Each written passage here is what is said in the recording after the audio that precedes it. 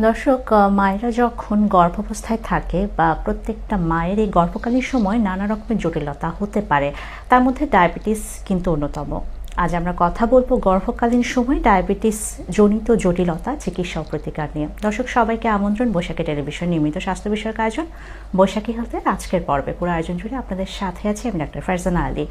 আজ আমাদের যে বিষয়ে কথা বলতে যাচ্ছিলাম, গর্ভকালীন সময় ডায়াবেটিস জনিত জটিলতা, চিকিৎসা ও প্রতিকার নিয়ে বিষয়ে আলোচনায় আমাদের সাথে স্টুডিওতে উপস্থিত আছেন doctor Mohammad Shamim Al Mamun, MSc clinical endocrinology, MPhil nuclear medicine, thyroid hormone, diabetes ও মেডিসিন বিশেষজ্ঞ, সহযোগী অধ্যাপক ও বিভাগীয় প্রধান, নিউক্লিয়ার মেডিসিন বিভাগ, ঢাকা মেডিকেল কলেজ ও হাসপাতাল।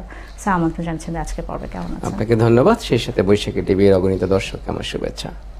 স্যার, শুরুতে যে বিষয়টা বলছিলেন যে গর্ভকালীন সময় ডায়াবেটিস বলতে আমরা কি বুঝি?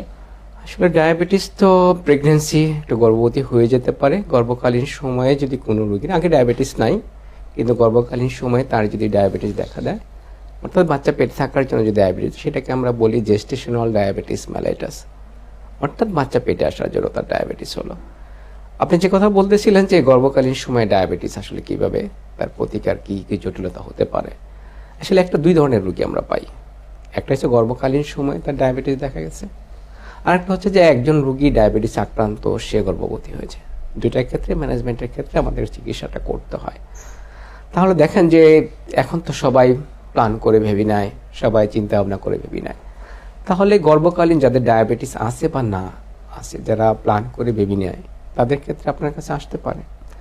তাহলে তাদের ক্ষেত্রে কিছু ম্যান্ডেটরি ব্যাপার থাকে, যে তার ডায়াবেটিস হয়েছে কিনা।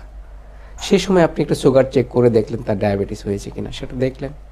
কত থাকলে তখনকার যে প্যারামিটার, সেই প্যারামিটারকে নর্মাল ডায়াবেটিস রোগীর মতোই প্যারামিটার। কেমন? রক্তে সুগারের মাত্রা যদি 7-এর বেশি থাকে না খেয়ে, তাহলে ডায়াবেটিস। রক্তে সুগারের মাত্রা খাওয়ার 2 ঘন্টা পরে যদি 11-এর বেশি থাকে ডায়াবেটিস, এবং 3 মাসের গড় যদি 6.5-এর উপরে থাকে, তাহলে ডায়াবেটিস। এটা দেখলেন, আপনি দেখলেন যে তার ডায়াবেটিস নাই। তারপর রোগী কনসিভ করলো, তারপরে কি রোগীটাকে আর কোনোদিন ডায়াবেটিস টেস্ট করবেন না?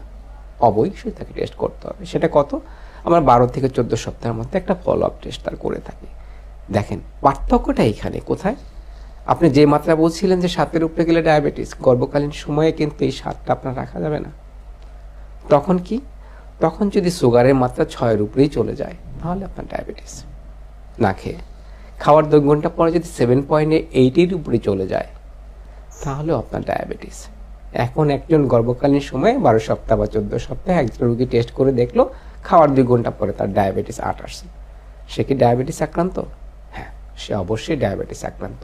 কিন্তু বাংলাদেশের না, দুনিয়ার অনেকাংশ